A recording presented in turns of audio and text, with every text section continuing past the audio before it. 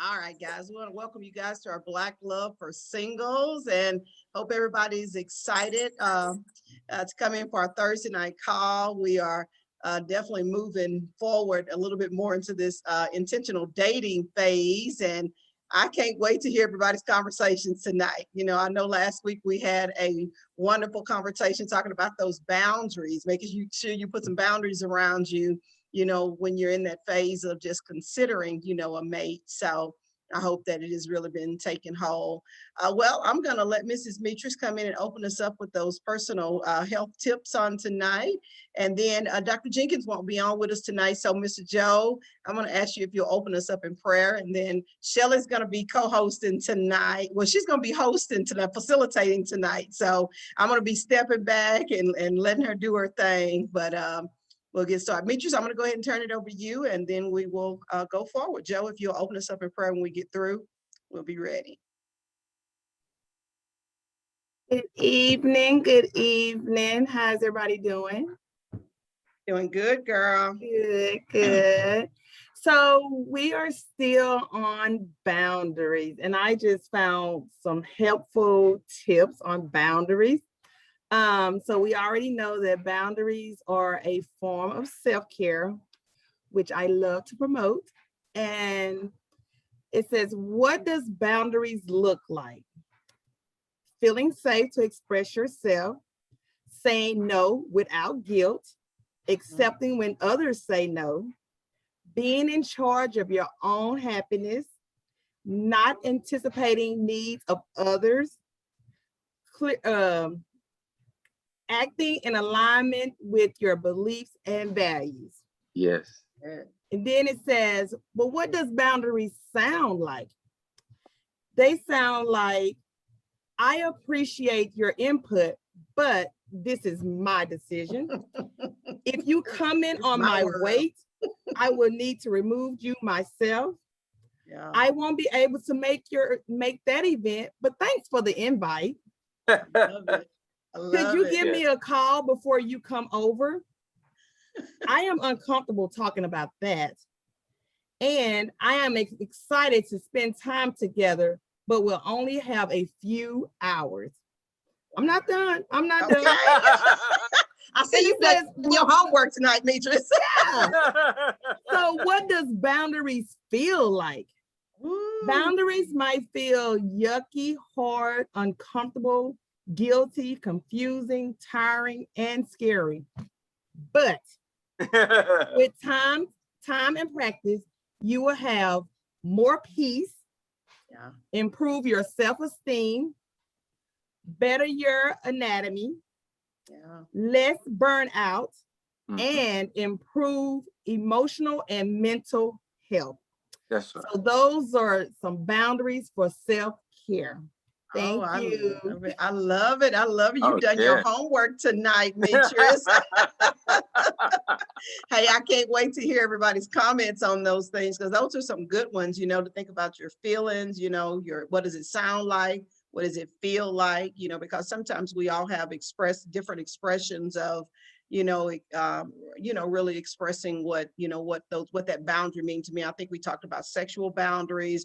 We talked about the external boundaries, which are people coming into our lives. We talk about those personal ones that we have as well. And I think you do have to, set that up at the front, when you are starting that dating phase, so that there be no misunderstandings with anything, because what they say, the Bible said, with all you get, make sure you get a good understanding. And don't cause any unnecessary discord in the relationship. So, all right, well, I'm excited. Mr. Joe, I'm going to turn it over to you for prayer on tonight, and then we'll get going. Shelley, you come right behind him. I'm going to step out of the way because I'm listening tonight. Well, yes, we want to actually thank Metris for those great thoughts on how to set boundaries. But now we'll pray. Heavenly Father, we come with open hearts. We come with a heart for you, Father. We come with needs. We come to know that without you, this journey we're on, we cannot do it. We understand that all of us and none of us knows everything. We know that all of us have things that happen, whether they direct, indirect, however they be, they come. But we understand one thing. You told us, and we must believe, no matter what it is, I'm always there. The question to you and the question to ourselves, more so to ourselves, is to say, yes. If we don't need to say why, if you say, Joe, do this, I my answer should be yes, Lord. So tonight we come to promote your kingdom. We come to open our hearts. We come to receive. We come to give. And these and other blessings we ask in our son Jesus' name. Amen.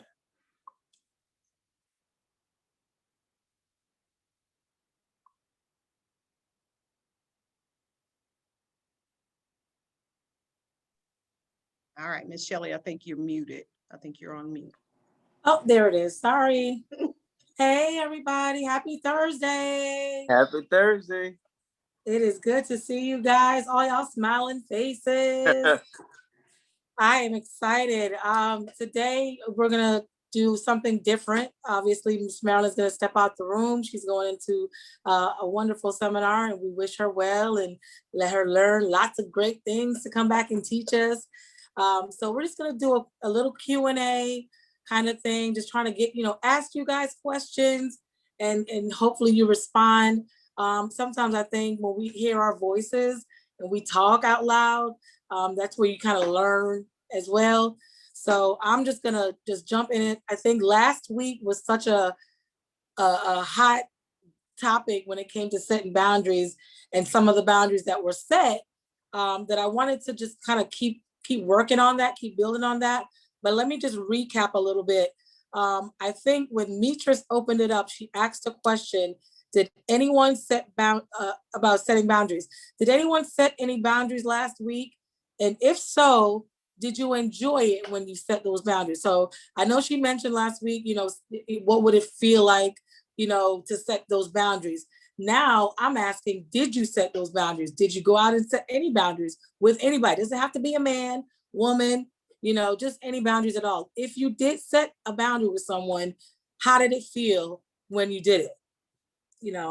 So that's my first question. Let's go. Anyone? And then you can put it in the chat and then we'll discuss it as well. If I can see here. Because I know when I set boundaries, sometimes it hurts. But at the same time, I know I need to do it. I need to set those boundaries, whether it be with a mate, my kids, the church, anything. You have to set boundaries to make sure that you're healthy, you're, mentally healthy. You're not going out there just, doing what everybody wants you to do, because then, you'll be a hot mess. So, I really want you guys to, if you set any boundaries at all last week, what were they? Did it make you feel good in the end? Yeah, Shelley, I'll kick it off with you guys. Sure. I'm not going to say it was just last week. I'll say it's been over the last maybe 3 or 4 weeks, having to set some emotional boundaries.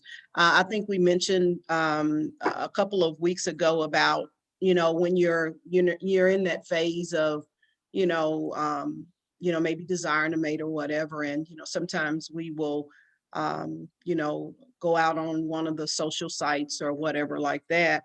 I think sometimes you do have to set yourself with some emotional boundaries, even with that, right. Like everybody that likes you may not say anything, you know what I'm saying? And you can't take it right. Personal.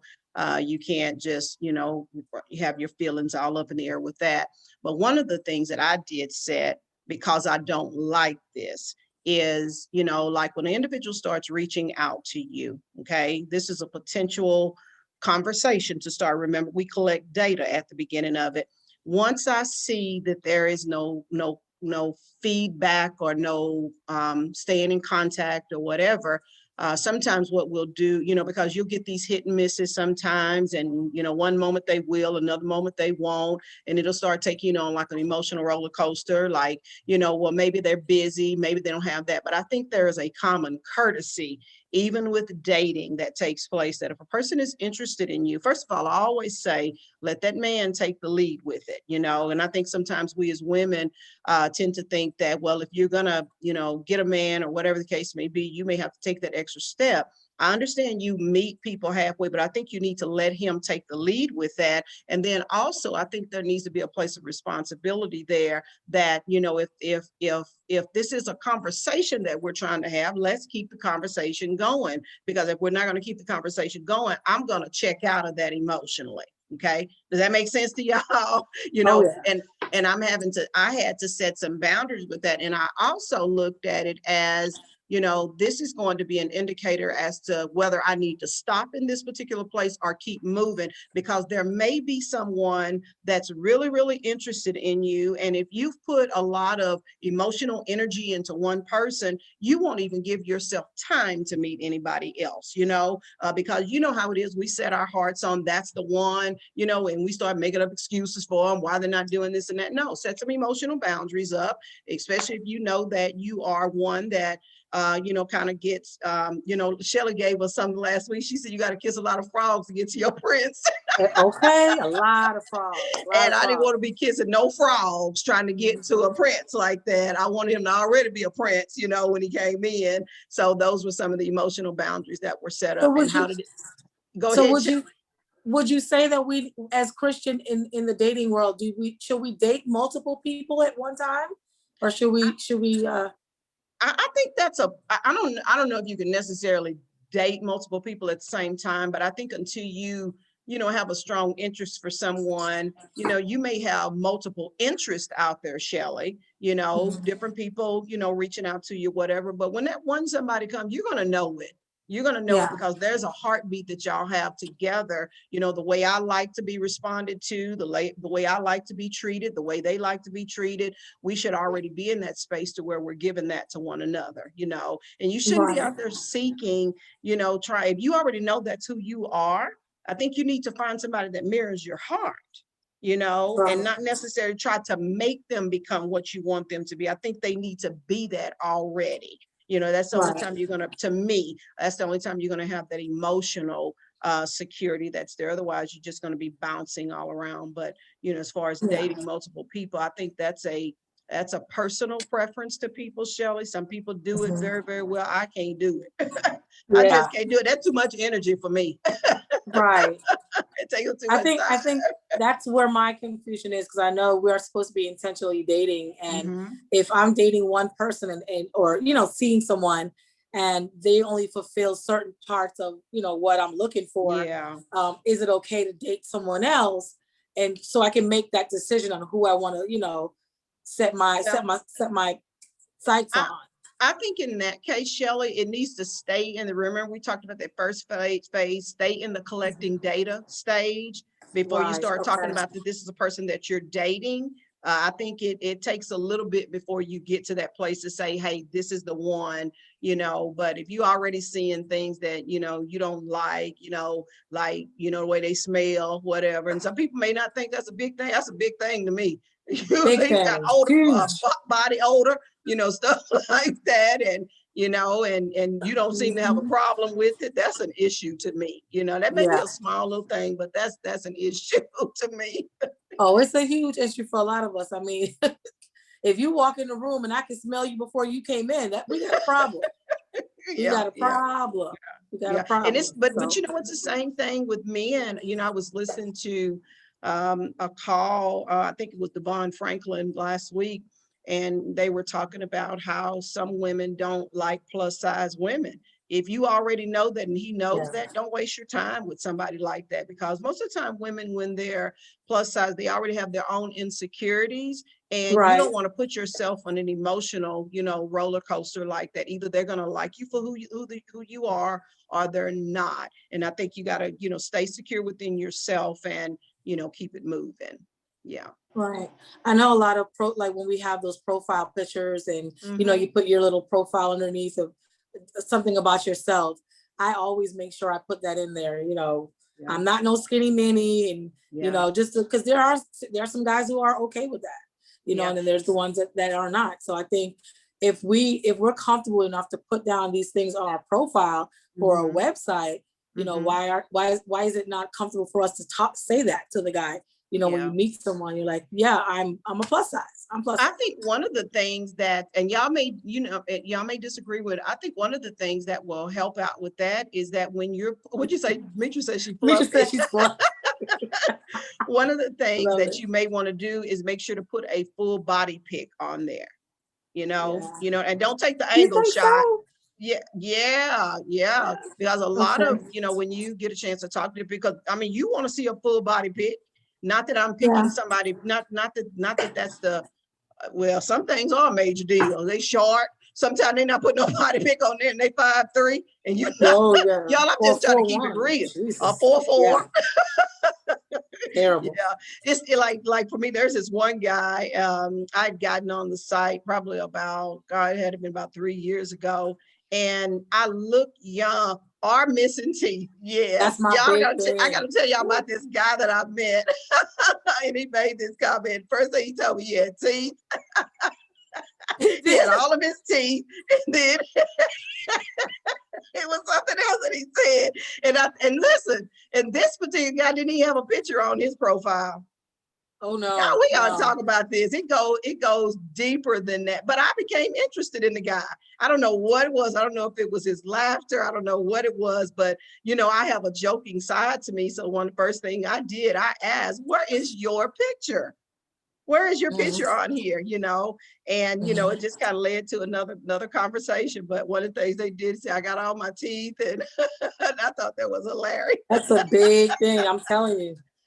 You know, we're not supposed to judge people, but I'm sorry, if we are people of a particular age group, we should have some dental, and we should be taking care of our teeth. Insurance. Yes, I'm sorry. That's one of my boundaries.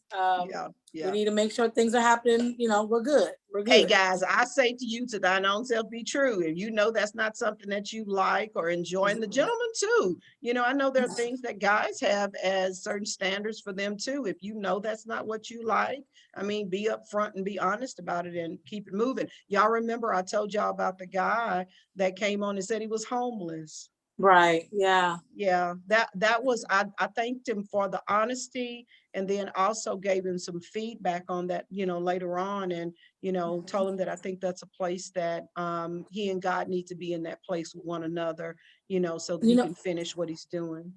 I actually had that in my notes as one of my thing. I was gonna bring up with Marilyn when you the way you turned that guy down, because that's what in a sense that's what you turned him down. But you turned him down, but you turned him down in a way that blessed him as well. It did. It didn't hurt his ego. It didn't make him feel bad for the place that he was in. And I was, you know, that was my next question, was gonna ask the women, what would you do if you're attracted to someone's, you know, they're kicking game and the game is good, and then he just drops a bombshell on you, like, I just got out of prison, or I'm homeless. You know, how would you be graceful enough, like what Marilyn did, to let him down without hurting his ego, without making him feel bad? Because we were all once down and out at some point in our lives. So, you know, how do you deal with that? How do you deal with someone that is not in a place that you want him to be, but he's checking off all these other boxes? Would you sacrifice, you know, that boundary? Would you sacrifice a homeless guy because he's a nice guy? You know, I'm gonna let somebody else answer this as well, but for me, I always think about in the Old Testament where the children of Israel, they were looking for a king. You know, they wanted to be like the other nations, and you know, be able to have, you know, someone that they could physically see that was there. And though they did not necessarily need that, God, you know, granted them what they asked for. And he told Samuel, he said, Samuel, I've got a man already laid out, because I know what they're going to look at. They look at the outward appearance of things. So I'm going to show them, they're going to choose that particular one. But when God got ready to choose David, the one that was actually anointed, he said that man looks on the outward appearance. God looks at the heart, you know, and I think in cases like that, I don't think that we should be very judgmental, because remember, the guy said he was homeless, meaning he didn't have a home. He was in a hotel. Right. And that could have been a turn in a lot of different ways, but I was not attracted to him in any other manner. Because me, I search, I look. If I see someone and I know that they are, like, say for instance, if they have someone on their page, and y'all, I'm giving y'all my secrets. If they have someone on their page, if they have someone on their page that I know about, and this is like on the Facebook link, if they have someone on their page and I know them and I've got this person's name, I'm going to go to their page, that person that knows them, I'm going to go to their page and see, you can see them in another person's page. You can't see them on yours because they're not your friends. And I happened to go in and I heard the guy's video and I got a chance to hear him talk. And he was telling his story. He had actually written a book and he was actually telling his story. And when I listened to him, it was just certain things, Shelley, that it was not appealing to me, like splitting verbs all the time. And, that's just me. That's not everybody. Me too. There were certain, because I know I come in the company of a lot of people, and I don't want to be in a position where something causes me to be embarrassed or, whatever. That's just me. Okay. That was the first thing that I saw. And then I'm attracted to someone that outwardly looks nice to me too. Okay. But I'm looking at the heart of the individual all at the same time. So there were a couple of things that I checked on that box before that. And what I did not want to do was hurt his feelings by, all I went out there and saw the video and I don't want to say anything. That's not what I did. I went back, I addressed his thing was, where do we go from here? I didn't want to leave it open like that. First of all, I'm not interested. I don't want to be involved with somebody that's necessarily, homeless or whatever the case may be. And so, but I thought that it would be a nice gesture to respond back to people, because that's one of my things. I do not care for people that don't respond back. I think it's just absolutely rude when you don't do that. Yeah, so I just did that out of courtesy, and I never had any more problems out of them. So that's just me. I'd like to hear y'all's thoughts on it too.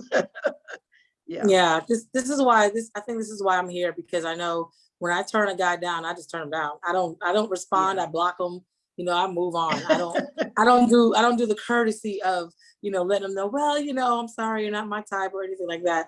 I just move on. I just, but that's why I'm learning. I think karma, we were talking about in Dream Builders, karma will come back and get you. So how you treat people will come back to you. So I'm glad that we're learning how to, once we set those boundaries, if they're not, if they cross those boundaries, we know how to, turn them down and be okay with turning them down. Exactly. Yeah. I love it. Anybody else want to share tonight? Their boundaries, any boundaries that you set and you actually accomplished those boundaries? How did it feel? I'll go back to the boundaries part. It wasn't set brief this week, but it came back up this week. And the situation is, I've set boundaries when say for instance, my daughter has a best friend. She always has a best friend. And so whenever she is close with someone, that means they spend a lot of time at my house and I take them in. But I've learned how to set boundaries where I don't get involved in all if they have confrontation, because I know they'll get mad and then they'll go their separate ways. They just need a break and then they'll come back together. So I've set boundaries where I don't get involved. I just let them handle it, listen, let them handle it and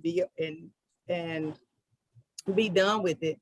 But I noticed that I was triggered yesterday because her best friend, they, split apart. But her best friend mom doesn't, I guess, think like I think. So since they've split apart, she's gotten mad at everybody, me and my daughter. And I'm thinking to myself, you are grown. Why are you involved in that? So you're bringing stress to your own self, because I don't allow that, because I used to do that. I used to get Yeah. heavily involved in my kids' any relationships. And I've learned how to separate myself from that. But I just noticed that how I've matured, with those type of boundaries lately. So I just wanted to share. I like that. I like that. Yeah, I don't get involved in my kids' stuff either. I used to, someone hurt my baby. I'm like, who hurt my baby? You know what I mean? I'm going off. I'm trying to find who's the mother. Who is the mother? We need to have a conversation, but I realize they're growing up and she's gonna have friends that she's not gonna like.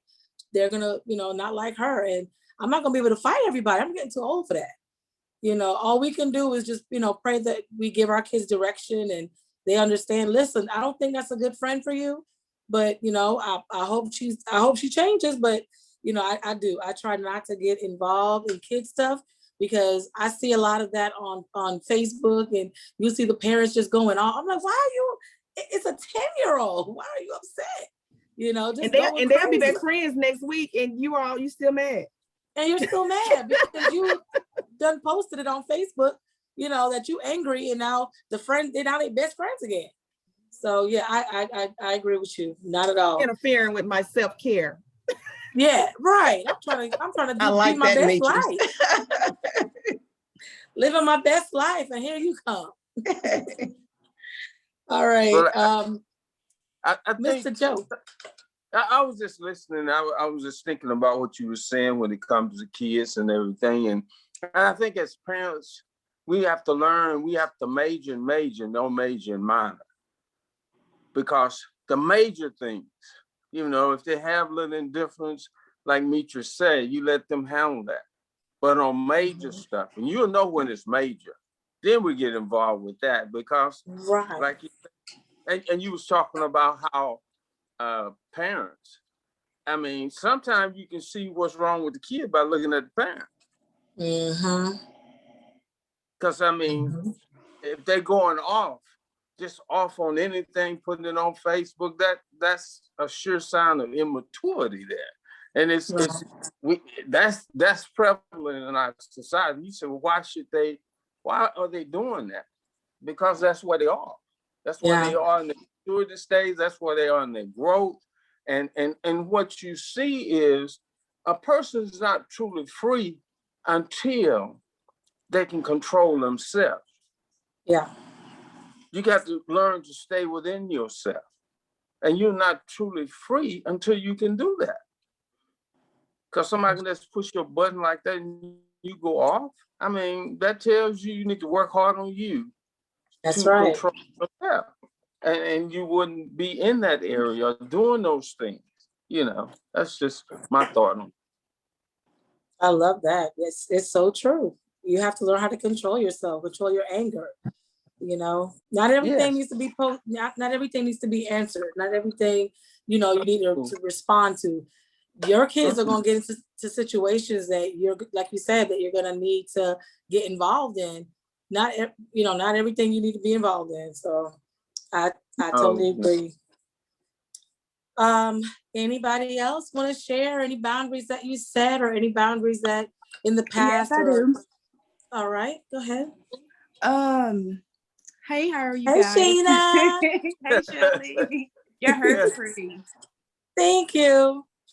So, this guy I've been talking to, and I was actually putting a lot of energy into the relationship. And right now, you guys, I'm in the process of moving to Louisville, Texas. So I'm overwhelmed moving to, I got a job offer. So I've just been kind of sitting out quiet. So I hadn't been able to speak out a lot because I'm transitioning. But I think where I'm living is too far because I'm working in Dallas and I'm learning. So I'm going to be making mistakes, but I'm learning. Yeah. So this guy that, I know my son didn't turn the TV down so he can hear me. Turn the TV back up. Gosh. He knows the guy. Okay. So anyways, oh gosh. he knows this guy. So I'm trying to, you know, Oh, but the gotcha. guy, the guy that I've been putting a lot of energy into, I feel like I needed to set boundaries far as not being available whenever he wants to show up. Because whenever I wanted to see him, he was never available. I felt like I was just making myself available to someone who didn't really put enough energy into, you know, what I was trying to do. So like last Friday, he texted me, you know, that I hate when they say, hey, what you doing? That's so stupid. It's just a little stuff. Hey, Just what you sitting doing? here. And then I said, and I lied. I said, I'm coming from Dallas. I wasn't even coming from Dallas. I said, I'm just coming from Dallas. And then he said, oh, okay, I might be coming over. Just inviting yourself, like I didn't even invite you. So I didn't even say nothing for a while. And then he said, he said something around the words like, do you want company or whatever? I said, no. I said maybe Saturday or something like that, because this is my thing. I don't want you in my place. So if you really want to see me, I'm trying to pull something out of him more than just coming over here and chilling. If you want to see me, we can go to the park or we can go chill somewhere else. You're not going to just come up over here all the time and just chill. You know, like you have been. And so I just made myself unavailable, whether if I'm lying or if I'm acting like I'm asleep, because at the end of the day, you don't hear what I'm trying to say. If you don't, you're not gonna ignore what my boundaries are. So he never reached out on Saturday because he told me he had plans. And if he texts me again on Friday, tomorrow, it's gonna be the same thing, because he always do it on Fridays. If he do it again, it's gonna be the same thing. I'm busy. Maybe tomorrow, because you're not gonna come over here at nighttime anymore. Right. You're not gonna sit over here and watch TV and lay up. We can go out to eat, or we can go sit at the park, but we are not gonna sit up here and lay up. So those are my boundaries being set with this individual, because and then, you know, I'm moving. So that's a red flag too. I kind of don't even want to have anything to do with them, because, you know, I'm moving. You got a truck. If a man is really interested in you, he'll be like, hey, I know you moving. Do you want me to help you move? So I'm looking at all that stuff. I'm up here trying to figure out how to move, pay movers to move me to Dallas. I'm stressed out trying to come up with all this money to move. Thank God I got good credit, because I don't have to put nothing down on nothing. So Amen. yeah, thank God that credit is up there, baby. I don't have to put none down on anything. But my thing is, he you know, you see that I'm moving, you're not even trying to help. So I'm looking at all that. I don't even want to entertain that no more. So that's my boundaries. And then with me moving to Dallas or whatever, this is gonna be a fresh start for me and my son. So I might end up meeting somebody up there, who knows? But the transition is very stressful. It's very overwhelming, but I always say that God won't put more on me than I can bear. It That's is very right. challenging. I think I've always tried to get up in this area in Dallas, but the job process wasn't hard at all. I mean, I just kind of did, and it just kind of happened. But the moving process is very overwhelming to me. But that's my boundaries with that situation. And then the jail thing you mentioned, Shelley, I do have a friend that I write letters to that is in prison. He is in jail. I knew him because my friend, I had a real best friend. We've been friends for years. And I knew this individual that's in jail for years. And I'm actually going to visit his mama on Sunday. He wants to build a relationship. I even told him when I went to go visit him, I don't want a relationship with you. I mean, I just told him straight up, because I'm comfortable with him. I've been knowing him for years. He said, what is it? Because I got these yeah, well, you got them tattoos on that little thing on your face and all that. And, nah, baby, you're not gonna embarrass me. You're not gonna embarrass me, because I'm very educated. I don't want that around my family, around none of that. He's a good individual. When a person been locked up for so many years, they get all these tattoos and everything. Yeah. And that's just not that a type of appearance I want around my colleagues, because I'm around like-minded people. I'm not saying that he's not, but his appearance would make me feel embarrassed. Of course. You know, he has a good heart, but his appearance will make me embarrassed. And he always write letters, you know how the men's write, I'm gonna take care of you, I'm gonna make sure your kids are taken care of, you know, all that kind of stuff. I mean, honestly, I be thinking that's desperate and you ready to get out and you're horny. I'm sorry. I'm just being straight where we're all honest. But I'm in that situation with him. I am going to visit him too on Sunday because I'm going to visit his mom on Sunday. And, with the COVID and everything, you have to get tested and they have to test you before you go an hour early. So they test you. I have to be there an hour early before I go visit him. And then they test me for COVID. And then once the results come back in, right then and there, they'll let me know if I can see him or not. And y'all, by the way, I did get my first vaccine. Me too. Amen. Yep, I get my second vaccine this Friday, and I got the Pfizer. So, I put it in God's hand. I mean, it is what it is. Of course. You get it if you want to get it. You don't have to, but I got it, and I'm getting my last one on Friday. So, So let me ask you a question. I'm gonna go back to that first guy that you're saying that he always calls a certain time of the day or the week, and he always wants to come over at night. Is that what you said? Yes. He always wants to come over on Fridays. Do you like him? On Friday. Do you like him? I really do like him. I really, really do like him. But since I'm not gonna lie, Shelly, when I'm really, really busy, I tend to be able to not focus on my bad habits or things like him. Like when I'm real busy like this moving, it actually helped me to not think about him. Like it helps me to move on. And I think when I move into this city is going to help me to move on because he won't be able to get to me that quick anyways. But I feel like if he interested, any man that was interested, and then I'm thinking about I'm moving too. You're not even there to help me move. You got a whole truck and everything. Yeah, he's not offering to help. He's not even making himself available to help. And I think Marilyn brought it up last week when she was saying that, if we say, hey, I'm going next week to go for lunch, do you want to come? Like you're mentioning, hey, I'm moving this week from here to Dallas. That's like his opportunity to either offer himself, or do you say, hey, I need help? Yeah, and that's what I was right. And you know what, Sheila, I thought about that because I'm like, well, at that point, you putting it back in his hands. Now he's got to answer you. Now you really, there's no question. He's going to answer that yes or no. And if he answers no, then, that's one of your, right there, that's a red flag. That's something that lets you know that when times get rough, when I need him, he's not the one to call on. Yeah, because I never I never asked him. He one of those ones where if you don't say nothing, then he not going to know. So he's one of those ones, if you don't say anything, you don't know. And plus I don't talk to him that much, for him to just have it on his mind because he got his own thing and he run his own business. So he's always busy and I need to stay off his page. I really need to stay off that boy page. That's one of the things. I need to stay off that page and mind my business. I really do. But I think social media will get you. I'm telling you, it will get you. Yes, but I'm getting better at it though. I really think you know the answer to it. Just take it to God. Keep taking it to God.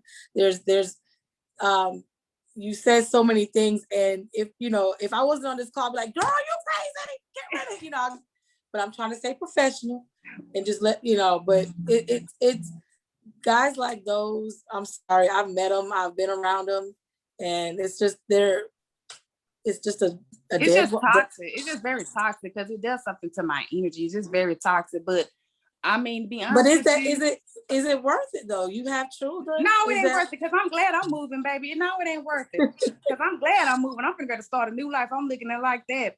It's not worth it, girl. I went to the gas station. Another guy was looking at me, and I just kept going. I'm not even studying them guys. I'm trying to get settled into my new place. But when you're not looking, that's when they come. When you not now, are you intentionally dating? Are you intentionally dating, like trying to walk the Christian walk, or like how are you doing that? Are you just I was, but now I'm on a whole different thing, Shelly. I'm up here trying to get a house. My credit is good. I'm trying to get around like-minded people. I just want to get close to my family in that Dallas area. I got a couple of them in Arlington and Garland. I'm just trying to get around like-minded people and not stay in an apartment no more than 2 years. And if the Lord say the same, I can be a first-time home buyer. So I think moving up here would help me stay on track and busy. And I feel it already happening because I can't even focus on dating right now. it's supposed to be a big change in my life, and I can just sense it, Shelley. Good. Well, I'm glad. At least you have a plan, and you know who God is, and you know what you know how to reach out to Him. We will definitely be praying for you for sure. Thank With you, this Shelley. move. Yeah, I'm please pray. proud of Please you. pray. When I Please see a pray, because sister, it's tough. when I see a sister doing all this stuff by herself, it just keeps me encouraged. So thank you for even letting us know, that you're doing all this stuff. And I'm hoping that somebody, if anyone's by her in their area, might be able to help you. Yeah, But I'm it's proud of you, sis. expensive. I'm It's proud. very expensive. It's like $1,500 for a professional movers to move me because I'll give them the zip code. So from Tyler to Louisville, I think they priced it by the miles or however they're traveling, but I'm just, and I don't have very many male friends, so I'm just, trying to take one step at a time. It's a process when you're doing it by yourself, but I get there. It is. Yeah, Thank you, Shelley. I moved here by myself, so I know how it is. I'll be praying for you, sis. You got this. Thank you. You're welcome. Well, I mean, that's it right there. Like we're doing so much, and I think when Sheena said she was trying to keep herself busy, and that will keep I've been there where you want to keep yourself busy. You don't want to, entertain foolishness. So we try to keep ourselves busy and just do other things. And that's another way of coping with the boundaries, another way of like coping with stress. And we try to keep busy and think ahead. So she's in the right direction. I think she's doing the right thing. She knows what she needs to do. But God will definitely be with her. I actually have a story. Yes, Miss Metris? I want to just kind of, because I've been in a situation where, having a friend guy and, they're always on their time.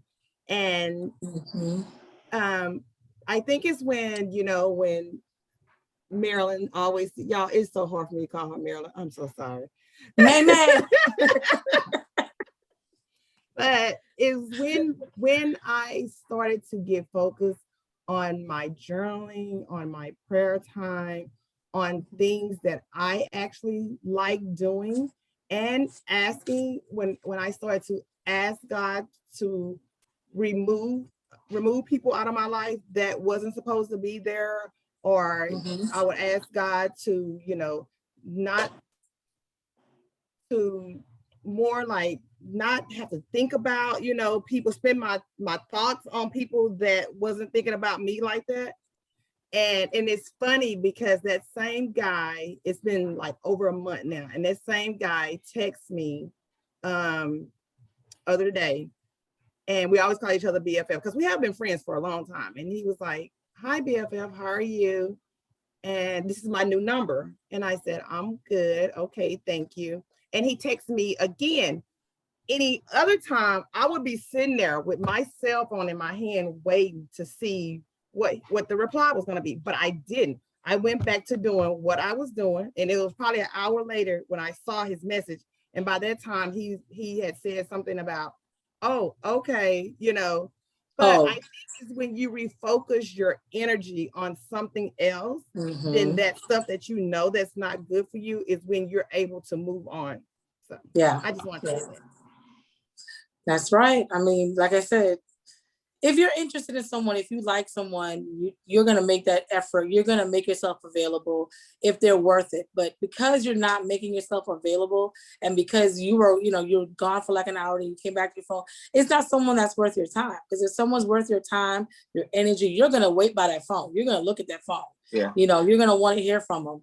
Mr. Joe, I got a question for you. Since we've got two ladies that are bringing up the same issues about making themselves available when these men are reaching out to them, I want your view on that. Like, how do you feel? Like, why do men do that?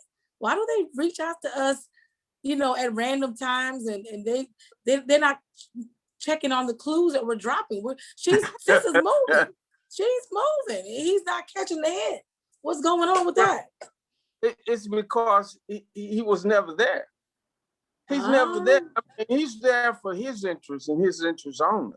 Because I mean, that's, the thing about if you really care, first of all, you should listen as well as talk. If I want to know something about you, I listen to you. I'll be able to repeat what you said. And then if I'm interested in hearing you moving, and you said it multiple times and I didn't catch it, I wasn't trying to catch that. Wow. That ain't what I want. That ain't what I'm listening here. That ain't what I'm here for. I'm here to do what I want to do here. And if it's available, then we do this. Because that's basically what is being said. What, you know, but what, like me. what should said, she do? What should she do? Let them know. Yes.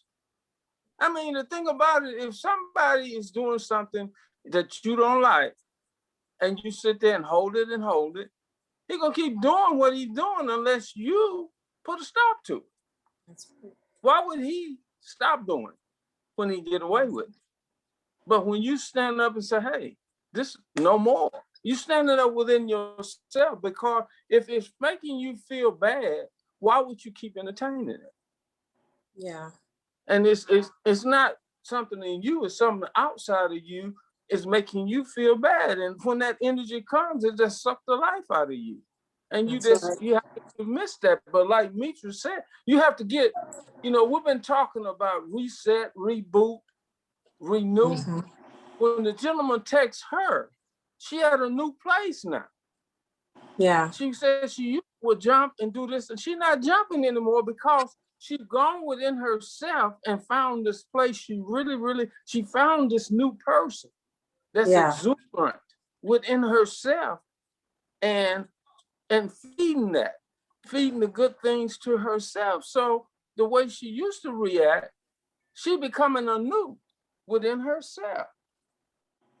And that's the whole lot. Sometimes we have to do a reset, but we don't resume, you reset. So we take the essentials and delete the non-essentials in your life and stand on it, because you're moving into something new. You don't carry old things and old behaviors and all this. You can delete all that to start anew, to find that thing within you. Find the places within yourself to love more. Wow. And find that. And again, when you find it, the old things don't bother you anymore, because you move beyond that. Yeah. You move to a new place. You knew what a place within you. I'm what loving makes you me. happy? Self-love. Yeah, it's kind of like the things that people say, the self-love. And I know, those were red flags. I know she was, all the things that she was saying that he did, I was like, yeah, those are red flags. Those are stuff that, for me, that's red flag. But as a man, you're listening to this, would you consider those red flags as, absolutely. Yes. That he's just, yeah, those are, he's got another motive. Yeah. I think a while ago with Marilyn, we had a call and Marilyn was saying, we as women, we want to impress the man, and we're giving them so much information. We're letting them know, I just bought a house. I'm a businesswoman. I'm this and I'm that. And he's just taking notes. He's just writing down notes. And then when the opportunity comes, he's going to use that against you at some point. If his intentions are not true. Sure. And if we don't pay attention to that stuff, these red flags, we're going to end up with somebody that literally use every word against us. Yes. All the things that we thought were good, they use it against us. Well, you said you had good credit. You said you were good. So why you need me? Yes. You know what I mean? And now we're back in that bad relationship cycle. So yeah, we just have to listen. The same way that we want them to listen to us, we need to listen to them. Listen and be observant and understand. A real man, you don't have to teach a real man how to be a man. He steps up within himself and say, you're moving. Hey, let me, what can I do to help? That's automatic off the top. And not only say that, mean it. So they visible, and they'll tell you, they're ready to do whatever they need to do to help you to get to your new residence or whatever. Yeah, they step up. That's all I can say. If somebody truly interested in you and you have a dilemma, and they really are kind of, listen to what you say, they'll step up and help you. I just believe that. Yeah. I actually, I found this story a couple weeks ago, and I wanted to bring it on here. Not to put like a downer, but because we're talking about intentional dating, there's this woman in Atlanta. You can look up the story. Her name is Kim Mason, and she was dating. She's a mother of 4. She was dating someone. She was an Uber driver, a Lyft driver, and she met this guy driving a Lyft. I'm not sure if everyone's heard this story, but it's out in Atlanta. And they went on a date. They went on a couple of dates. They were dating for a couple of months, 2 months to be exact. And she, during those 2 months, I'm sure she must have caught those red flags. Something wasn't right. And she wanted to break the relationship off with this guy because she wanted to get back with her baby daddy. So she decided to go to this guy's house. This was her first time going to his house. Now, they've been dating for 2 months. And instead of her picking up the phone and calling and breaking it off, she made it a point, or he might have convinced her to come on over my house. So she ended up going over his house to break it off with him. And he killed her. He killed her and buried her under the crawl space in her house. And so, so her family didn't know, where she was. Her family ended up finding her, not the cops, but the family ended up finding her by her cell phone, the last call and the last, whereabouts for her phone, and led the police to his house. So I brought this up because when it came up on my feed and I sat there and I said, what made her, out of 2 months of knowing this guy, go to his house? What made her feel comfortable enough to go to his house to break up with him? Because obviously something within those 2 months, she wanted to break up with him. She didn't want to be with him. But why would you break up with, like, go to someone's house to do a breakup? It's as if there was something had to have made her feel comfortable. Okay, yeah, no, come over here, babe. No, you come over. And so for 2 months, she's been dating somebody, didn't, catch them. I'm pretty sure there had to have been red flags. There had to have been these signs, like, like, not saying it's exactly like what Sheena was saying, but because there's so, would they give us red flags? We either make excuses for those red flags, if we ignore those red flags, we're too busy to deal with those red flags. So here it is, out of those situations, she had to have seen red flags. And here we are, we've got a young mother of 4 that lost her life behind dating someone for 2 months. And now she's dead. So, as women, some of these red flags, we shouldn't take them lightly. No. If we list those boundaries and the guy is not following these boundaries, and you stated them to him, hey, this is what I'm looking for in a mate, this is what I want, this is what I'm doing, and you're not doing them, it's okay to let them go. Yes. It's okay, because we might end up being under the crawl space. There are some men that are so possessive. If I can't have you, no one will. That type of attitude. So if they're dropping those signs, if they're dropping things that make you uncomfortable, that make you feel scared, nervous, anything, it's okay to break up with them by phone. They don't deserve your presence. Because like I said, the woman was, according to her family, she was smart. She wasn't a dumb lady, so it blew my mind. How did she end up under a crawl space in 2 months of dating somebody? How do we get a smart woman, a mother of 4? How do I, if I'm dating someone, not miss those signs? How do I miss that sign? Where do we go from there? So I want to ask anybody, how, when you're dating someone and they're showing you red flags, what do you guys do about that? Do you make excuses for him? Do you continue, dating? Do you bring it up? Do you even say to him, hey, that's a red flag? How, I want to just hear your thoughts on that. Like that poor lady, what do you do when you're dating someone that just they're showing signs, you know, that they're not the one for you? Shelley, I felt like she probably, if she had a lifeline, she could have went to a lifeline too. Yeah. For that. I don't know, you know, her background, but like Miss Marilyn said, that's why it's good to have those lifelines on the side too, just in case you're in a situation like that and you're not sure about it. It's always good to have a lifeline on the side, someone that's experienced in marriage, that has a background in marriages or abusive. Any type of lifeline with a background of experience like that would have been very helpful for her.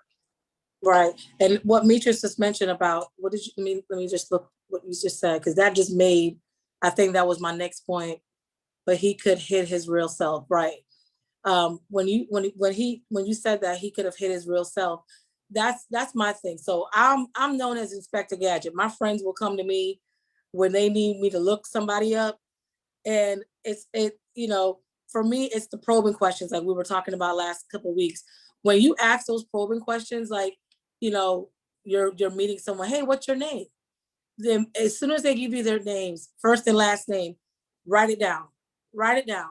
Because there's websites, you know, you can look them up on LinkedIn, on Facebook, Google them. There's a site, my favorite site is called Been Verified.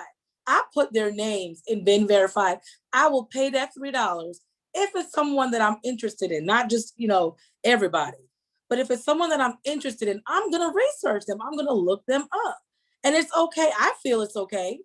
Because let me tell you, I have found a lot of things about people that I'm dating that they were not willing to tell me, that I found out about them, that they were domestic violence, they had domestic violence cases. They've been divorced like 5 times. You know what I mean? Like things that they weren't willing to tell me, I found out. You can also use their phone number and do a reverse check on their phone numbers. I'm sorry, I'm letting y'all know. I do all of that. I have found numbers that belong to their wives. Why is your wife's name listed under your phone number? Why? Because he's still married. Do you know what I mean? So we need to be vigilant when we're, especially as Christian women, we need to be vigilant and ask these questions. What's your name? You know, and then you've got their phone number, or, you know, if you meet them and you have their numbers, do a Google search on their phone number. It will tell you who that number belongs to. It will, you know, so we have to be vigilant so we don't end up like Kim Mason. You know, we can't sometimes, I would love to take our men word for gold, but we just have to be vigilant. We just can't just take their word because they're not going to tell you the entire truth. They're not going to bring their authentic self to the table sometimes. So we do need to just, you know, that's just my little tip is asking those probing questions, pulling those questions out. Don't sound like a nag and don't be like, so what's your name? And what, you know, but definitely try to, you know, ask them those questions so they can feel comfortable enough to tell you the truth. But like I said, I've found some red flags, some stuff when I do that. So I'm at, you know, for the ones that are on here that are intentionally dating, it's okay. It is okay to look someone up. You're not violating their privacy. It's all out there on the internet. It is for your safety and your protection. So why not? You know, any thoughts? And Mitras, if you can help me out, because I can't see when someone's putting something in the chat. Okay, I can read them, but I want to say one thing. And I read a lot of books, and a lot of times books are from real life stuff. They may say that it's not, but I know it is. But for her, sounding like the story for her, that was her first time ever going over there. So I'm thinking he could easily have like some kind of mental issues, but she's never been to his house to kind of investigate, you know, see what was going on inside. So I don't know. I think there's just a lot of scenarios that could have went with that. So I don't know. Yeah. But and the sad thing is when it comes to Black women, you know, they never investigate us. They never look into our cases as much as they do anyone else. And that's some statistics that I've read about. The family was the one that actually found her. It wasn't the police. It wasn't the detectives. The family found her because if they reported her missing, but the police officers didn't go after. They're looking for her. So again, where, there's safety and counsel, we need to, if you're dating someone and you're going over someone's house, text your friend, let your friend know, text your lifelines, let them know, hey, I'm going over such and such house for the first time. And so that way, someone knows where you are. Those are, one of my clues, but go ahead, sorry. Okay, Tamara said, you're saying what is most likely, assuming the incidents were minor, but they were real. Robin said, I used to do that for my daughter, get the guy's name, look up everything I can, even in the court case search for sure. Shelley. I do too, yes, that's another tip. You go to clerk of courts, wherever county they live in, put their name in there, I'm telling you. Good job, yes, Robin, yes. Fabiola says, depending on her upbringing or culture, she may have felt that it was impolite to break up via text or phone. Just looking at it from the perspective from a woman or emotional perspective. And Sheena said, it's good to have those resources. Tamara said, can you send her that Google search so she'll know that that site? I got you, girl. And also, Sheena said, or if you have an iPhone, you can share your location. And that's what I do, Sheena. Yeah. I share with my daughter, my brother, my daddy, and I think my nephew has it all. So I share my locations with a lot of people. Yeah. That's good. That's a good one. That's a good one. And my daughter shares hers with me. Because anytime, if it's after 10, I start looking, is she where she said she would? Even though I know she's 19, grown, not grown, but I will. Yeah. I'll say, and if it looks like something weird, I'll text her like real quick. Where are you? And if it doesn't seem right, I'll FaceTime her. Yeah. Yeah. That's it. We have to be our sisters and brothers keepers. We really have to. The climate is just really, really, when it comes to, especially minorities, they really not looking after us the way we need to look after each other.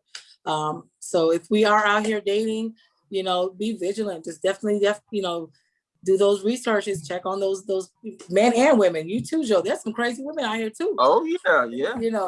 That you need to Google their first and last name and see who they are. And we're not here to judge. I'm not judging, because you can have a criminal background and been Christian for 10 years. So I'm not saying that no one can change. What I'm saying is just know what you're getting into. And if it affects the boundaries that you've set for yourself, if you don't want anyone that's going to have a background, a domestic violence background, or you don't want anyone that was a murderer at one point, you know what I mean? Like you set your boundaries, you know what you want. And if that person is showing those signs and they're not honoring those boundaries, it's okay to let them go. Just like Marilyn did with her guy, it's okay. Because while we're holding on to someone that, that don't belong to us or that doesn't fit the bill, you're keeping your blessings like way over there waiting on you. Your husband might be just sitting there like, when is she gonna show up? This lady is, because you're waiting, you're pulling on this guy right here. You want this to make sense, and it's not making sense. It's okay if it doesn't make sense. That's just my opinion on that. So anybody else want to discuss or share anything about? Hi, this is Deborah. I want to add on to all of that. As you're trusting your instincts, it's really good to keep your heart and your mind in check, or mainly your heart. Don't get so emotionally involved, because they're nice to you and you're sweet, because everybody put their best foot forward. But as you be very vigilant, just pay close attention to the way they treat you. I mean, as you're doing all those different checks, and trust your instincts. If something is not right, chances are it's true. And for me, I don't, when I'm meeting someone new, I don't have them pick me up anywhere. I prefer to meet somewhere until I feel a certain level of comfort. You have to give me a reason to be comfortable with you, because it's just, I don't want to get in your car. I don't, I'd rather just meet you up at, at a restaurant or whatever we decided to do. I just don't feel, you coming to my home, picking me up, or you pick me up somewhere is wise. And that just, something I have chosen to do just because of, certain, just hearing certain things, but women missing and, Mhm. you know, it's just important. Just really main thing, trust your instinct. Because I dealt with a situation. I thought the person, and this in the past before I got married, that the Yeah. person came across real nice, and then all of a sudden he snapped, and it just threw me for a loop. His temperament changed over something that I Yeah. thought was so minor, and I blew it off and thinking, oh, okay, well, he just having a bad day. But no, that the next time it was completely something totally different. He was just having a temperamental fit. It scared me. I said, oh man, this man got he got an anger issue. I can't deal with that. And it was just in the beginning phases, and I did not get involved. So it wasn't easy for me to just walk away, Walk because away. a lot of times, you get caught up with someone emotionally because you're thinking they're, just treating you nice, and we're all wired that way. You just got to keep it in check, and that way you won't feel like your heart is uh messed up, or hurt or disappointed. You can just walk away and not get involved, because we do get connected, emotionally when someone is treating us nice. I just wanted to add that. Yeah, and I think, even if, especially if they're overly nice, like they're overly friendly and overly affectionate right off the top, right in the beginning, that I didn't even realize that was a red flag. That used to be, oh, he's so nice, he's so cute, Yes. he buying me flowers, he's already wanting to go on 10 dates already, and or they'll mention, I love, I like this relationship, I can see us getting married. They're overly affectionate, showing that's a red flag. That is a huge red flag. And I never caught that. I never caught that. And looking back, when I remember, that kind of situation and how the relationship ended, I said it had to end, because he was just ready. And it wasn't ready in a good way. It was just because once they know they have someone good, or someone not emotionally strong, they play on that, and they'll play on that. So we just have to be careful. Those patterns of overly affection, And that is control. definitely, It's a control thing. yes, Way to control you. mm-hmm. I found this little note: everyone needs a real relationship with God. If we get right with him first, and when the time is right, he will send your husband or wife, Joe, sorry, to you. Okay, a wife is to be found. Proverbs 18:22. We are to be found. We should not go be searching for our mate. Our mate will, they'll find us. When I look into that Proverbs scripture, I just, that's what I keep in the back of my mind. That's what I keep in back. I'm gonna be found. We're gonna find our husband. So use this time that we have in these sessions to learn how to be a good woman, how to be a Proverbs woman, how to date correctly, and look out for the red flags. Because they're unfortunately not everybody who says, like Marilyn was saying last week, not everyone who says they're Christian might have the same Christian walk as you. That's right. They might have just fell down on the altar last Sunday. And now they're saying that they're Christians. You know what I mean? So they might not be as strong as you. And so we need to just be on guard. We need to always have our armor on. We need to always have our armor on. Even with people that say that they're Christians, I'm sorry, but they're the worst ones sometimes, because they know how to quote those scriptures and throw it at you. And, now you're losing yourself. Now you're not being your authentic self, because they're throwing scriptures at you and you're going, oh, okay, well, maybe I do need to change. No. If you are to be found, you are a woman of God, a man of God, stay true to that. That is all you need to stay true to. I had mentioned earlier, I'm dating God right now. I'm trying to see, these are the rules he set. I'm following my husband's rules. These are my husband's rules. Do you understand? And that's how I'm putting that in there. I want to, if I can do it right with him, I can do it right with anybody. That's right. So, anybody have anything to share on that? Like, how's your dating life going? I think that was my next question. If you're intentionally dating right now, how's that going? How are you feeling with that? Anybody intentionally dating at this moment? Been on I, dates last week? I am. Who said that? Me, Deborah. Deborah, yes. Yeah. Okay.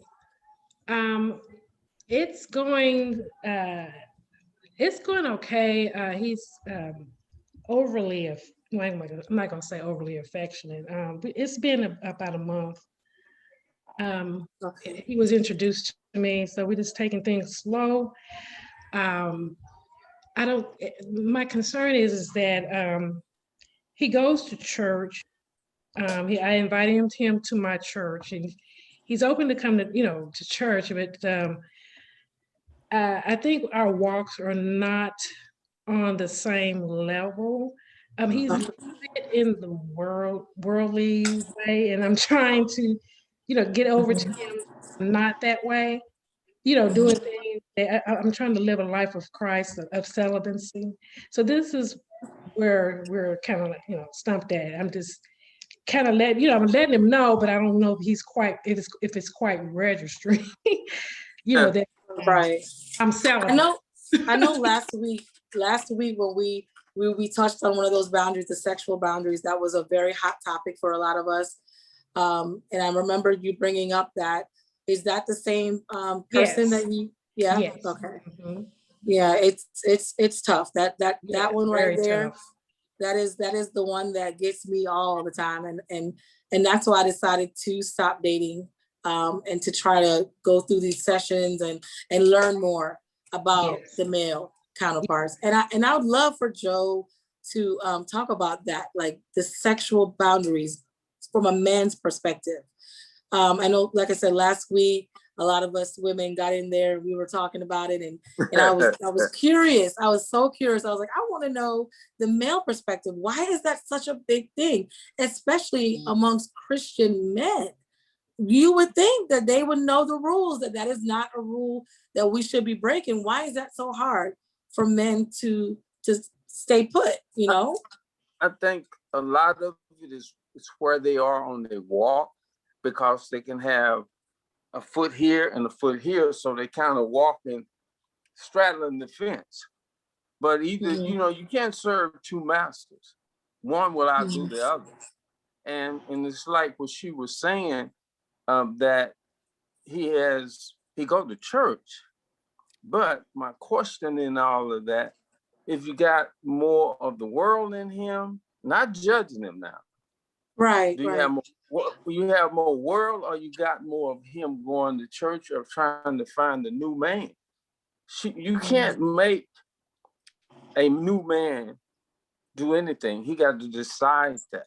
He got to decide within himself that this is more important than that. And that is not this. And this is not that. So that decision can't be made by her. It has to be made by within that man. He have to decide this is much better here and pursue that. But her trying to get him to a place, that won't work. That won't work. That's true. There. No, it won't get him to. And the thing about it, when a man is walking with God too, he's not gonna be all over the place. He not. I mean, for as encounters over here, encounters over here. No, because he has some stability within himself, and he found some things within himself to keep himself disciplined. When you are steady feeding yourself the things of God, that's gonna make you stronger in the things of God. And it's kind of like the things I used to hate. The things I used to hate, I come to love, and the things that I used to love, I come to hate. So you get away from the worldly things into the things of God. And when you get the things of God coming up you, that's less important. That doesn't have a place in you anymore, because you're growing the inner man. The inner man is overcoming the outer man. And that's what you want to do, is grow the person inside out. That's male or female. You want to grow the person. And when you grow the person inward, you want to make sure if you're going to date somebody, they're probably growing inward too.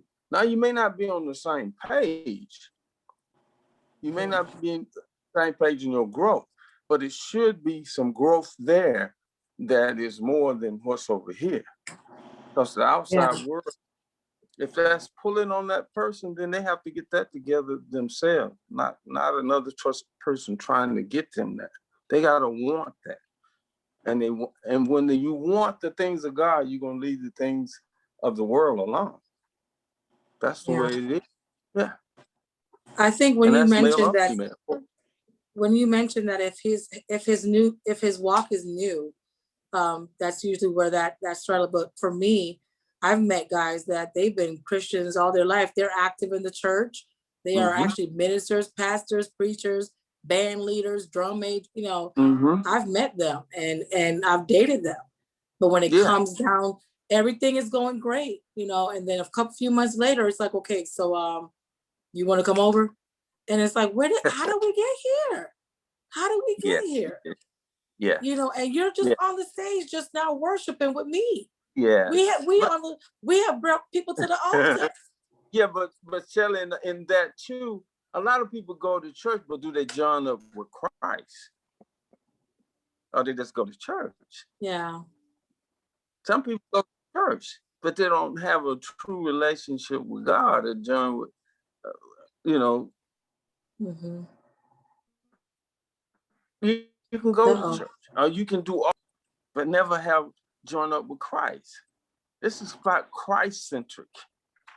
Because once you join up with him, I see the attributes of him in you. That's right. You're not saying, no. People go to church, they don't join up with Christ.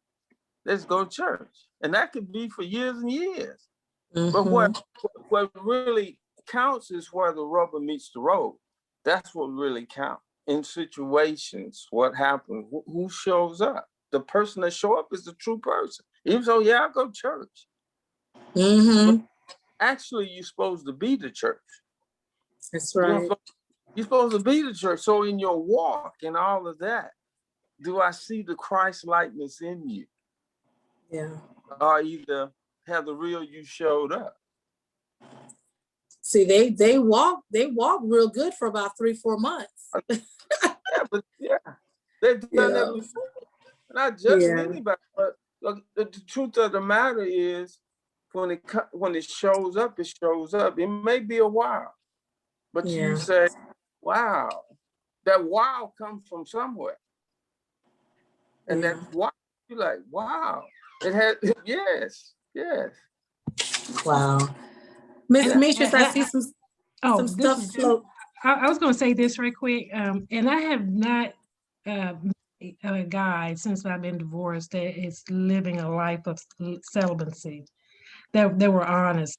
You know, I asked them, have they, the ones that I've dated, are you living a life of celibacy? And it's a no.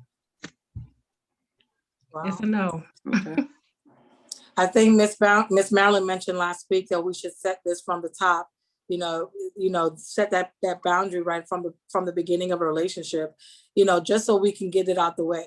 And I honestly look back at some of my past relationships. I think that's what would have worked, is if we would have set that boundary from the top. This is who I am. I'm celibate. I'm a child. I'm a Christian. I don't, we don't have sex till I'm married. And if you're okay with dating me from this point on, that's fine. And if not, it's okay. And that way you haven't been emotionally connected to them yet. They haven't been emotionally connected to you. So no love lost. So I think that would help a lot when it comes to that boundary, which is the big thing. It's the sexual boundaries.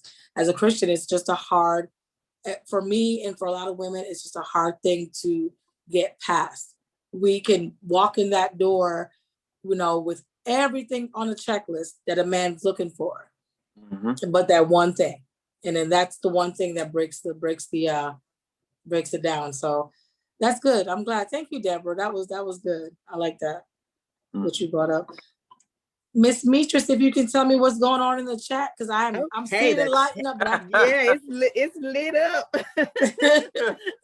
Tamara said, well, he hasn't found me yet, LOL. Or, well, the Lord hasn't had him find me yet, I guess. Okay. Fabiola said that situation is introducing double-mindedness. Yes, that was with the ones been going to church. And I want to kind of say something about the ones going to church. And I don't even want to throw it all on the men, but even us as women, we're no different. We've been in the church all our life. We proclaim that we're Christian, but let them act up. We will, all the ugly and anger and jealousy will pop out. Right. So we're no different. So I think we're just all, it's just about connecting with, like you said, like Sheena said, like-minded people. We know what we're looking for. So we just have to connect with men who are in that same realm. So that's right. It's just something to share. Fabiola also said, some people go to church for different motives. For some people, it's because they don't want someone sitting in their favorite seat. I've been there. I've been there. Wow. Yes, ma'am. Oh my Lord. But yeah, I think a lot of, it's just, we have to look in the mirror too. So yeah. I've definitely met some women in church that were, when I had my one foot in, one foot out, I would see Sister so-and-so on Sunday falling out, catching the Holy Spirit. And the next weekend on Saturday night, she in the club. She's in the club. Falling out and doing the same thing in the club, but in a different way. Okay. So it works both ways. It's just, we're hopeful that, the ones that are on this call right now, we're here. We're here to change that. We want to change that life. We want to walk a different walk, talk a different talk, and just be the child of God that He wants us to be. I actually, this is my last question that I've written down, and this is a good one because I wanted to see what everyone's reaction was going to be. So if I were to say by next week, everyone here on this call will meet their mate. They'll meet their husband. They're going to meet their wives. Are you ready?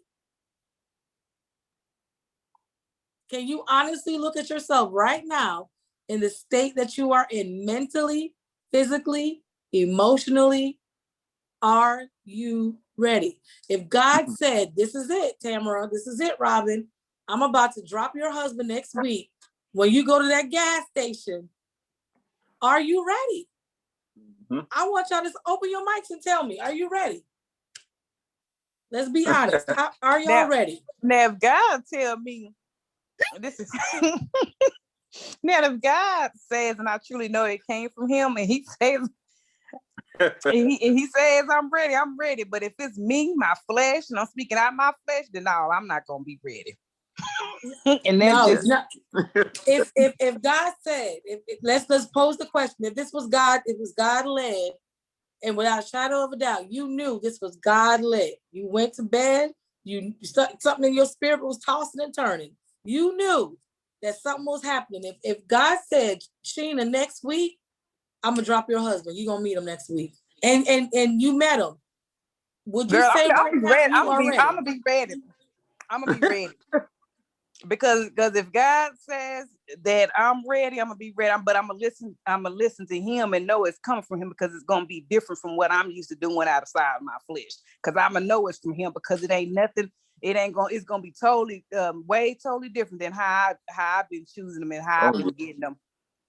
So the Sheena today is gonna be ready next week. Girl, I'll be ready next week. Okay, all right.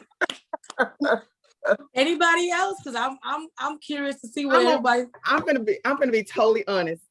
I'm probably gonna say, God, just hold on to him just a little while longer, because because I'm fresh out of the divorce. I know you brought him to me because I know I need him, but just hold on to him just a little while longer while I enjoy this space, and just to learn a little bit more, and even just have a little bit more relationship with you guys. So just hold him over here on the sideline, Right. Don't let nobody else meet him, because I'm gonna be back. Don't let nobody else, don't let nobody else come in his pathway. But I'm totally honest. I'm like, because I guess I'm just right now being, and And I do. I desire to be married. At first I was like, heck no, I'm not getting married again. But now I think I can see myself married again because I think I deserve it, because I think my first marriage was not with someone that I can wholeheartedly say that I loved and desired, you know. So I feel like that God, there is someone out there for me. Yeah. But right now, I'm just like, just hold on to him. You know, let me work on me just a little while longer. Let me get Cam out the house so I can be able to live by myself just a little while, you know. Yes. So I don't know if that's selfish of me, but and I hope that didn't, God, I hope that didn't make you just just put him with somebody. It's hypothetical. Anybody else want to let me know? I just want to, I'm taking a little census right now. So anyone else, if your husband were to, if God were to drop your husband next week in front of you, would you be ready right now? I think that if God did it, if God did it, if God did it, because I know how He's been working on me. I know how He's been preparing me. So I think in myself, I don't feel like I would be ready, but I have to trust that in God, if it's God's time, then it's the right time. Because I did try to do it my way in my time, and it didn't work.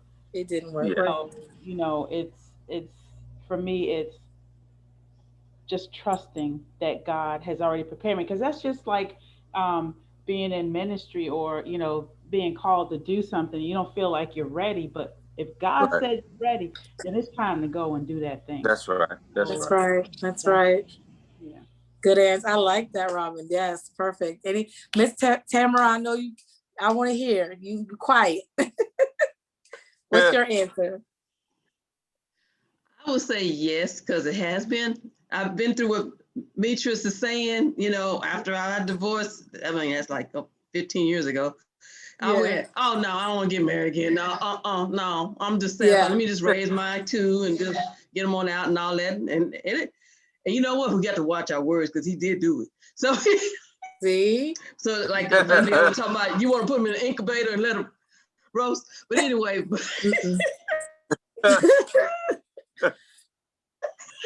so I don't know what God's been doing in the meantime with, but I know He had worked on me. He has been working on me, continues working on me, developing on relationships, and as far as sisterhood, brotherhood, but even just developing me, going to relationship classes, marriage classes, even when, you know, after going through that, when I realized I do want, I started working on, okay, what is it to be a true wife? What is it to be about, and what, you know, about the husband? But I was working on me, and I had to get me right. And so now that I know I can be that wife that, that God has called. So when He says, like He told Mary, when the angel went and said, God is, this is going to happen to you. She said, well, you know what? Never, you know, at your word, at the Lord's word, this is Him. All right, I'll receive it. So, but it's going to be scary. It's going to be not scary, but it's going to be like, oh God, really? Now? No, so, yes. Anybody else? I love that. I'm telling you, this is exactly what I wanted. Anybody else? If God sent your mate next week, are you ready?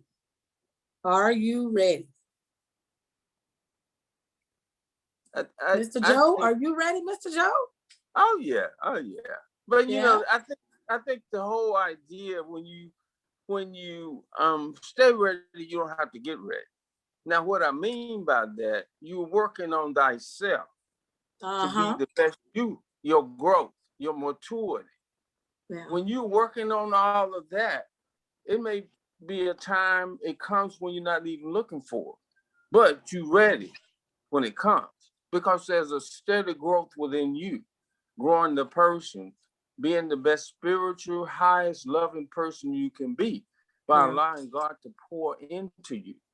So when He's pouring into you, that makes you cognizant of the, you know, not looking at things in reason, but reason is a product of your head, but discernment is a product of your spirit, and you're able to discern more as you allow God to pour into you. And the things you may not used to see, you can see them clearly, because it'll be something in you that says, no, something not quite right here. But that's discernment. And then it'll avoid from going into situations that may hurt you later. But my whole point is, when you stay ready, you don't have to get ready. You're ready for it, because you know within yourself who you are and where you are in your walk. And it's strong. Yeah. But to know that. Mm-hmm. I like that. You stay ready. You better stay ready. I like that. I'm with Robin. Robin, that's the answer that I had. You know, I'm ready. I'm prepared. You know, if God sent him, I know he wouldn't send it to me if I wasn't ready. That's right. So I basically I'm at that point now. Metris, I was there with you too. You know, I'm definitely enjoying my single life. I am enjoying going to bed when I want, eating what I want, wearing what I want, you know, going on vacations to where I want to go without arguing with somebody. You know, I'm new to the single life for it's been 5 years, which to me that's new. I'm sorry. I'm just now starting to learn my rhythm and, you know, enjoying, you know, the calls that I have with Dream Builders with Marilyn. If I had a husband, I'm pretty sure he'd probably be annoyed with that, because I enjoy that every morning and I have it blasting in the house, you know, on speakers. So I'm enjoying being single, and I'm also enjoying, you know, learning from you guys and from Miss Marilyn, how to date as a Christian single, not just a regular single person, but just making sure when a guy approaches me, he sees him. He doesn't see me. And that's where I am right now. I don't want to walk anywhere without anybody seeing him first. Mm-hmm. And I think that's where, you know, we all are right now in these sessions is, I believe this, just based on y'all's answer, we are all here trying to get to that point that we won't have to set so many boundaries anymore, because once they see you, they already know, I'm not messing with that chick. That's a child of God. Yeah. I don't need to, you know, bring up sex for her, because I can tell that's a child of God. Yes. It will already exude. It will already come out of you. So these sessions for me is teaching me how to walk that walk. I have not been hit on. I have not been asked out. And most women will probably be like, oh man, what's wrong with me? I know what it is. Mm-hmm. I know I ain't ugly. I know that. I know I'm not stupid, but I know there's something that they see that I'm not going to call a child of God a loser, but these guys that are not right, they're not ready, you know, they're not Christians, they're not walking the same walk, they're not, you know, they're not going to come. I'm not attracted to them. Right. You know, I'm not attracted, but the one that's going to be attracted to me will be from him. And so that's why I posed that question. If next week God, you know, decided to say, this is, you're ready. You know, Robin, y'all ready. Y'all ready. Let's go. I'm going to bring your husband to you. Are you mentally, emotionally, are you ready for that change? And so, I just wanted to make sure that, you know, we're all here. Everyone's got their different answers and their different reasons. But at the end of the day, we all want to have that glow. Sure. We want God. We want that armor. We want to be raised up. We want to be different. You know, our walk should look different. Like Marilyn said, our Christian, they should see God before they see anything else. Yeah. And so, let me miss anything. Go ahead, Mr. Joe. I'm sorry. No. What I was going to say, I think the thing to learn too is, see, the outer will capture eyes, but the inner will capture hearts. That's the difference. You know, your inner person will capture hearts, whereas the outer will just capture eyes. And you were saying that you're not getting hit on because they see the God in you first, and that's intimidating by people that don't know who God is. See, but they know it when they see it. Oh yeah. They recognize that because they don't look like the world, if I'm making sense. Oh They yeah. have a sense of that. They have an air, your aura. Your aura is not conducive to what they want to do. So they bypass that. Man, I'm not going to fool with that because I already see that that's not work with what I'm trying to do. So they don't fool with that. They go to the next. And then when they see what they see what they see. If I'm making sense. Yeah. No, perfect sense. That's what that is. Yeah. And it doesn't, you're supposed to be unique. We're supposed to walk to a different beat. Yep. You know, we don't supposed to look like the world. If we like the world, we just blend right in. You know, that's it. That's the idea. Are you different? Yeah, you're supposed to be. And embrace that. Don't be ashamed of that. Embrace it. That's I just want to say that. I you know, the last couple of weeks I would go home and I would pray. I'm like, God, no one, I would go out, I'm all prettied up and dolled up, walking around, you know, well, in the because they say it's in the grocery store. So I'm in the grocery stores, you know, and nothing. And he just told me, that's because I'm blocking for you. I'm blocking for you. You walking for me and I'm blocking for you. Yeah. So the right one will approach you. I just want to, like Joe said, I want to be ready. I'm saying I want to be ready mentally. More than physically, I want to be ready mentally. So when he walks in, I know, and he knows without a shadow of a doubt, I am a child of God. That's the ultimate thing. So great. I love it. I'm, you know, Marilyn told me I was going to do this today. I was like, well, God, I don't know. I've never done this before. I don't know what I'm gonna do, but you know, just you let it flow out of me, and I'll just take me out of it and put you in it. And I'm glad that, you know, I was able to, you know, kind of walk with you guys and hopefully shed some light on some of the subjects that we talked about last week. I really appreciate you guys for you know, opening up and letting some of your stories out. I'm honored. You know, I'm not gonna cry. I'm gonna try to pull it back in. But you guys, I'm serious. This is being single. I think, you know, in the Bible, God loves us more. And my mom used to tell me, God loves the single people more than he does the married people. And I used to say, Mom, you just saying that to make me feel better. And she was like, no, it's in the Bible. He because we have more time to dedicate to him. Yes. Whereas once you're married, you're so dedicated to your husband, which is the way it's supposed to be. You know, so your time you're walking, your faith in him is not as much as it is for a single person. So when she told me that, for some reason I lit up. I was like, well, God loved me more. Hey, you know what I mean? So where you're single, your singleness as a what's the word I'm looking for?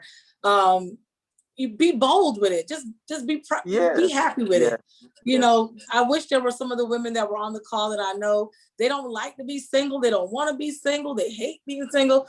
But if they only knew how much God loves the single person and walk in that, they would never say that again. That's right. Because he knows you have more time dedicated to him. And that's what he wants. He wants us to be more focused on him. So just wake up knowing that God loves me. If nobody else does, he does. Right. That's right. Amen.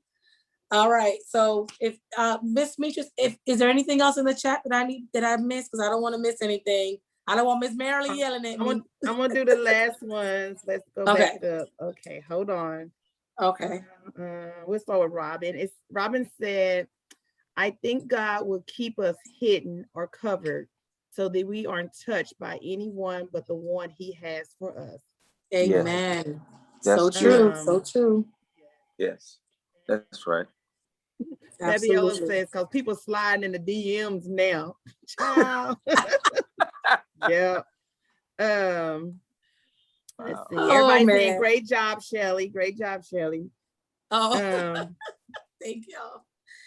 Fabiola says, I have nothing for anyone to slide in social media wise.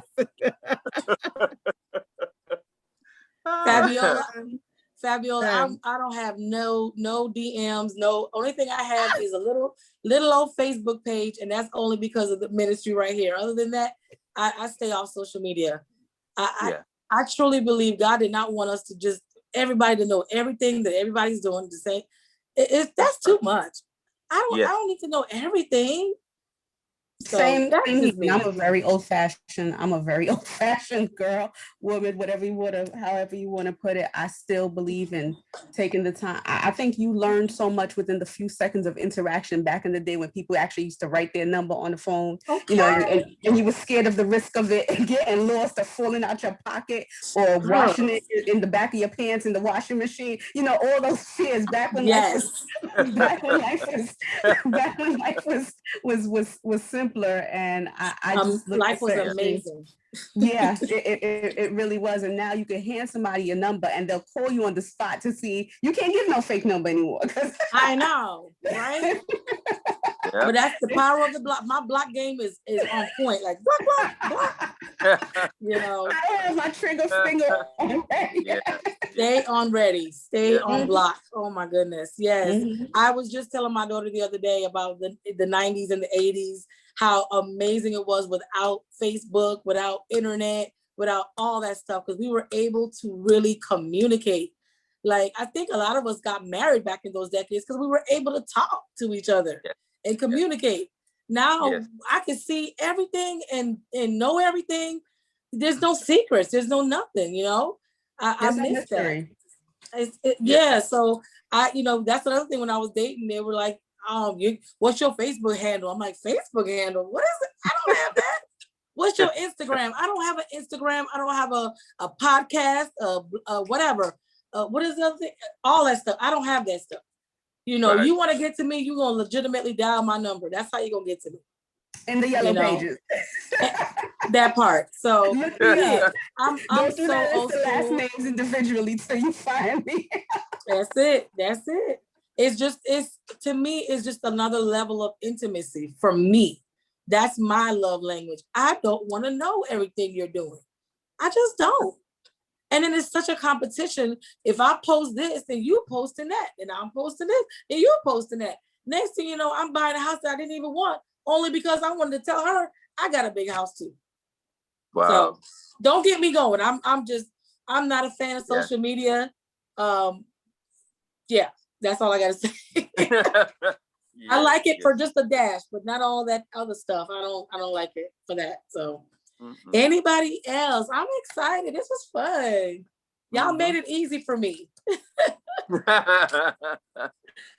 Yes, thank y'all so much. I would say this, Shelley, if I may. Yeah. I think, again, we have to reset or reboot, however that is. Take the essentials with you and delete the non-essentials. Yes. Each and every one. But the essentials are going to get you where you're trying to go. The non-essentials, they're not essential. So you have to go within you and decide on that. It's kind of like, going forward, I attain knowledge, but to attain wisdom, I remove things. It's kind of that. It's having that kind of mindset as you go forward, because you want to do the things that are going to make you grow and be a better person. And when you're a better person, everything around you will be better. Everything. Your environment, everything you come in contact. When you know thyself, or just know the person that you are becoming. The self is the person to which you are becoming. So you want a better self of you from yesterday to the next day. Become a better you for your sake. To. Yeah. I just wanted to say that. Thank you. Oh my goodness. I need that breathing exercise from Mitras. Woo! That was good. I don't think I'll ever want to do Miss Marilyn's job. So she is set for life. She got this down packed. You know, I can write as much notes as I want, but once you get into a rhythm, You know, it's a beautiful thing, because this is God led. This is not us, and that's what I love about, you know, this sessions with her, and everything is God led. You know, we can write down and have PowerPoints all we want, but at the end of the day, when He takes over, there's no stopping it. There's just no stopping it. So, all right, if no one has anything else to say, I think Mr. Joe, if you want to close us out in prayer, please. I sure will. Heavenly All Father, right. we thank you for this session. We thank you for everybody that was a part of it. Heavenly Father, we come to each and every session. When we come, we hopefully will leave better than we come, because we all come here to understand some things that possibly one or maybe other bring to the session. But first and foremost, we thank you for being children of God, and that Yes. your son died for us all, and that with that we honor him and we honor you. So these and other blessings we ask in our son Jesus' name. Amen. Amen. All right, y'all. Thank y'all so much. We will see you guys next Thursday. Miss Marilyn will be back. Y'all don't have to deal with me. Y'all have a wonderful night. See you next Thursday. All right. Great Bye, job. y'all. Thank you.